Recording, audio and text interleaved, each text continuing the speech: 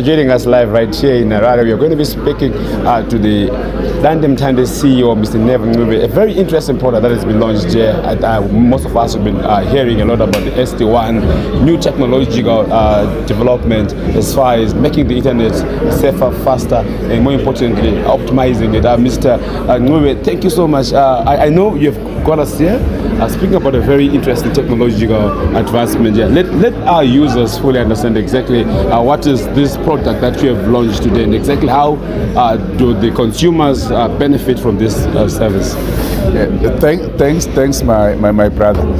Today we had our partners Red Vine, and we were talking about SD-WAN. I mean, in simple terms, SD-WAN just means software-defined wide area network. In other words, you are using software to extend your networks. For the longest time, we've always had dedicated networks, which we normally call MPLS. But now we've got a solution that actually combines a number of networks and optimizes them.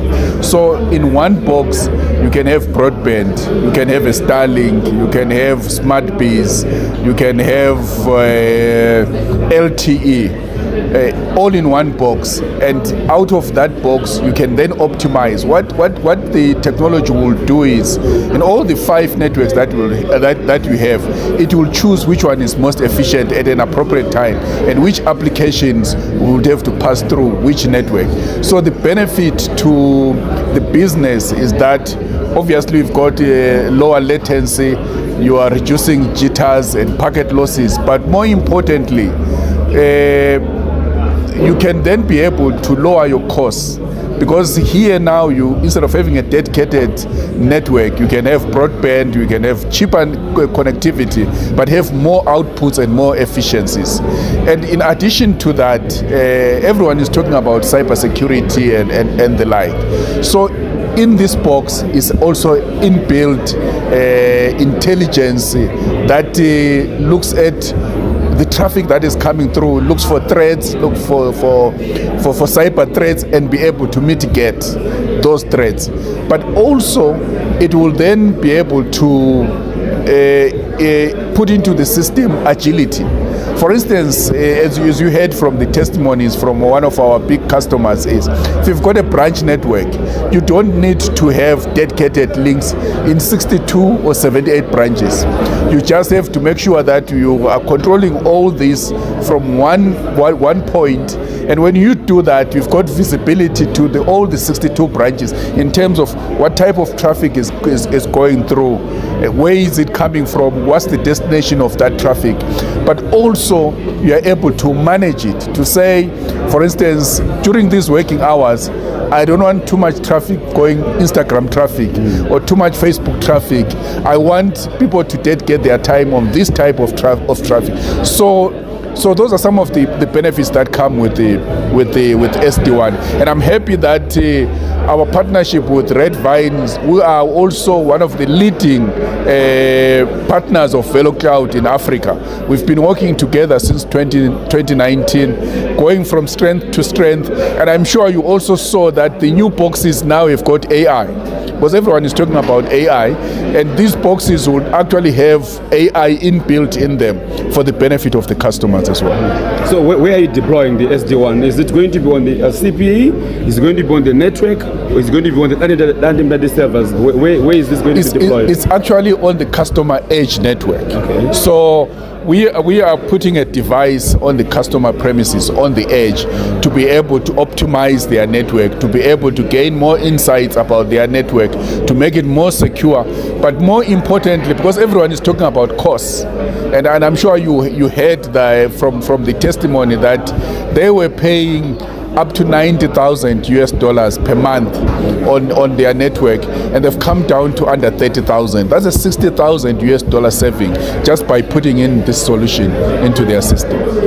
So very much excited that if you look at, because we are a B2B business, and we know most of our customers have got a number of branches dotted across the country, and in most cases those networks are not actually talking to each other efficiently, and this SD-WAN cloud network will be able to optimize them, give visibility, but also be able to have one network across the country. A very interesting development that you also spoke about, and also I think it's a very interesting partnership that you've had with Starlink. How are you integrating this? Are you also able to monitor this for users that are on that, or it's specifically for those that you have that have purchased through you? How does this really go on? Yeah, so the partnership with Starlink, which we've started operationalizing it in January, is in such a way that whether you've bought because we also sell enterprise packages, we don't do consumer packages. Whether we've bought it through us or through another partner, for this solution we are able to deploy. So it doesn't necessarily mean that you should have bought the Starlink from us. For as long as you've got a network that you want to optimize, whether it's got Starlink, whether it's got LTE, fiber, and some other solution, we are able to optimize it for you. So the solution is network agnostic. You can bring your own solutions, your own different types of connectivities, but then we are able to optimize them using the SD-WAN solution. Sorry, last but not least, many people have questioned and they don't understand how service providers like you benefit from such partnership with Starlink. They see this as a competitor eating into your market. How have you managed to work hand in hand with such an environment? Yeah. I think it is actually a misnomer, to say the least. We are in the business of enabling our customers to use digital solutions to be able to grow their own businesses, to disrupt markets, to get to new markets.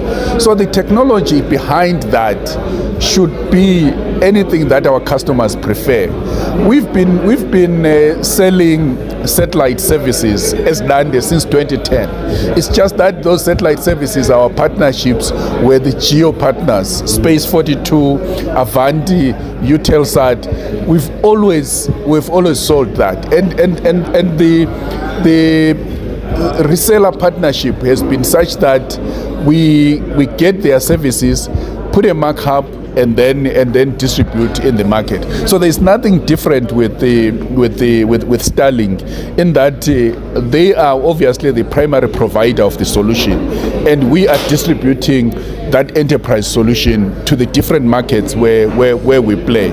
I think the idea that Starlink has a license in the markets that they operate makes it a little bit confusing, because all the other partners before, they would not need a license, we will just distribute on their behalf.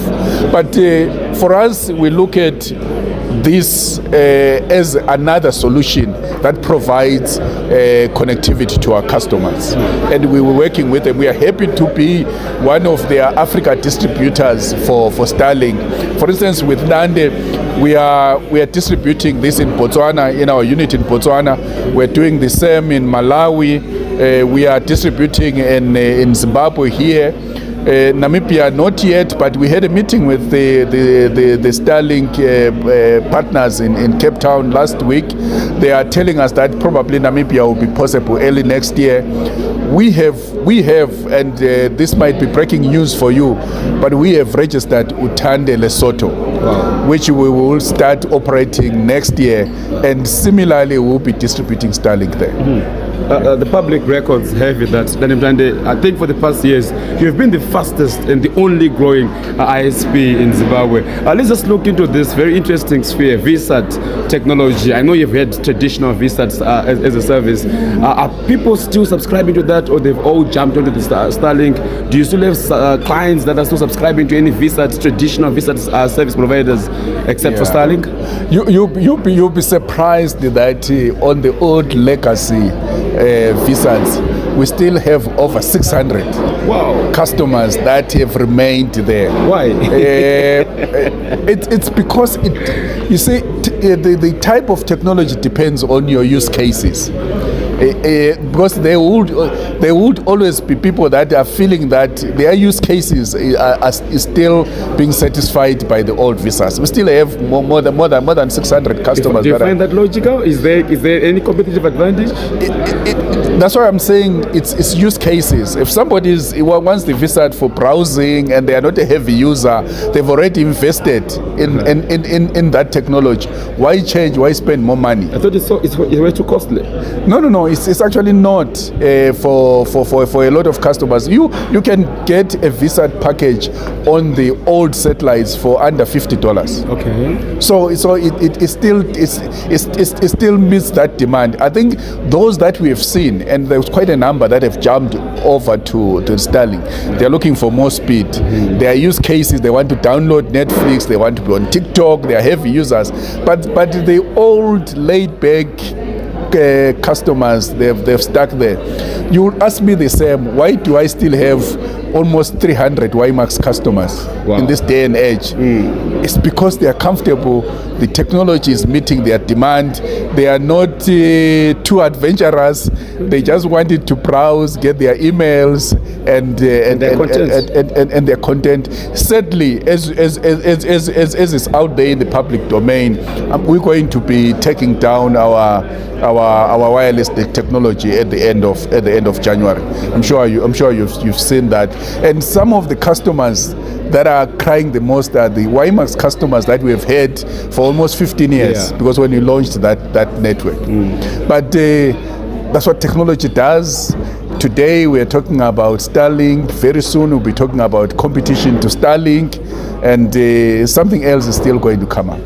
Yes. Why do you keep growing? You have been the only ISP that has significantly grown. Last but not least, what's the secret? What's going on? How and why have you managed to keep growing as Dande? I'm not so sure whether we're the only one, but you reached significant growth in the past years. But what I can say is, as Dande, we've kept ourselves hungry for growth, because we believe that at the end of the day, we need to enable our customers to be more successful. And how do we do that? We want to make sure that they are connected. We want to make sure they are on the cloud. We want to make sure they are secure on cyber security. We want to develop new technologies with them. And more recently, we've said we've got the experience. Let's help them adopt AI. So you'll see us now talking more about AI applications. I'm not so sure whether we hear that we're actually investing in GPUs as well, to make sure that our customers are able to use our infrastructure to train their own AI agents and then deploy them. So very excited about that as well. Looking forward to the launch of that as well. Thank you. Okay, great. So that's the Dandemutande CEO, Mr. Never Ncube, giving us a very interesting and exciting sound bites as far as where technology is taking us and what we should be looking for in the future. Very much excited. Looking forward to the next launch of the GPU as well. I find that to be very interesting. My name is Toneo from me and the crew behind the scenes. It's a wrap for now.